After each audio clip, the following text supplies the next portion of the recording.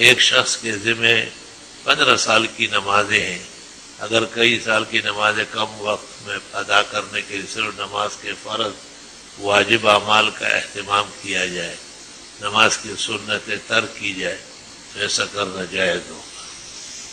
فتاوی شام میں لکھا ہے کہ معروف سنتیں نہ چھوڑا کریں، جیسے زور سے پہلے 4، زور کے بعد 2، مغرب کے بعد 2، عشاء کے بعد 2، بلکہ اشراق چاش اوابین تک نہ چھوڑے، عادت خراب ہو جائے گی۔ اس کے علاوہ اوقات میں قضا نماز کرے۔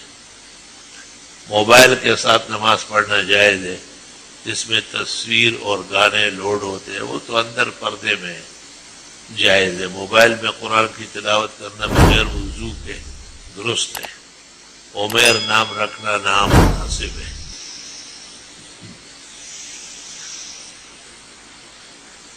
اللہ تعالیٰ آپ کو بہترین صحت، آمین۔ اللہ آپ کی عمر اور علم میں اضافہ، آمین۔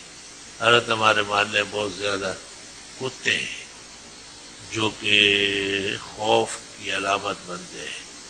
بچوں خواتین کے باہر نکلنے سے کتوں کے کاٹنے کا خوف۔ یہ تو کے ایم سی والوں کو لکھا، یہ پرچی مجھے لکھنے ہے قیامت۔ میں نہ کے ایم سی کا سیکرٹری ہوں نہ کوئی رکن، یہ ان کا کام ہے کہ وہ کتا مار مہم چلائے۔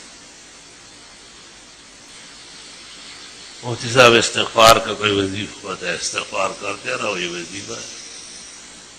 میں آج ایک انٹرویو دینے جا رہا ہوں، دعا فرمائے میرے لیے بہتر ہے تو خیر و عافیت کے ساتھ، آمین۔